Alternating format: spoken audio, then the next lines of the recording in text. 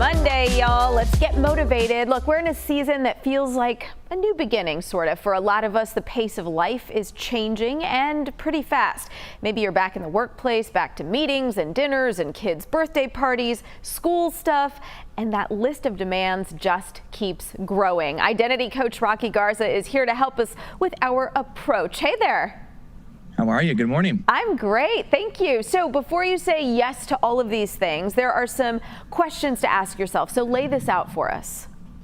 Yeah, so I think as we jump back into what is going to be our new normal, I think it's a really good practice for us to begin to ask ourselves the question when it comes to the long list of things that we're going to be able to have a chance or maybe be asked to do is this an opportunity for me to serve, or is this something that I'm going to have to sacrifice? And what I mean by those is I think when we are in service, when we are serving others, it's us giving generously out of the overflow of who we are, right? Whereas sacrifice is a loss of ourself in hopes that we're going to get recognition or reward or belonging from someone else. And so I think as all the requests come in, I think it's a good practice for us to start and say, is this a chance for me to serve someone? Is this a chance for me to use who I am in a really beneficial way?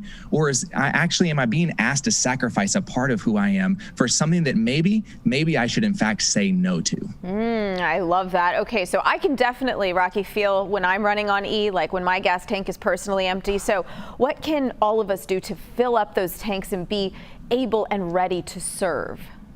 Yeah, so I think we have to start by asking ourselves, are there things that I know that are in my calendar or my schedule or requests now that I can already feel like the tightness and the tension that don't belong there? And if so, let's go ahead and remove those before we ever get started. Boundaries are a really beautiful thing if we use them in the right way. And so I think we start there. Secondly, is I think we begin to ask ourselves the kind of questions is what are the activities or the routines or the rhythms that we either have put into practice in the last year or we want to begin to put into practice that give us the ability to begin to feel restored and to feel full. And so that's movement, or that could be meditation, or that could be quality time. That could be time alone for some of us. But the removal of things that we know drain us and the ability to begin to ask ourselves the question is, what are the things that are going to fill us up? And how do we make those things a priority? Yeah, and first of all, you said the B word, boundaries, that's huge, but also knowing what fills your tank. So I've talked to wealth advisors, for instance, who say, look, it's really important to invest in yourself. But a lot of people are like, what does that look like?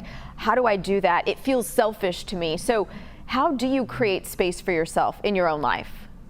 Yeah, so I think for me, it's a matter of knowing, for me, I like to get up before my kids wake up. There's something about my kids waking me up that feels like it throws my whole day off. And so sometimes it's difficult, but the ability to do that, to enjoy that cup of coffee in the morning without feeling rushed like it's in a to-go cup that's sloshing across the car.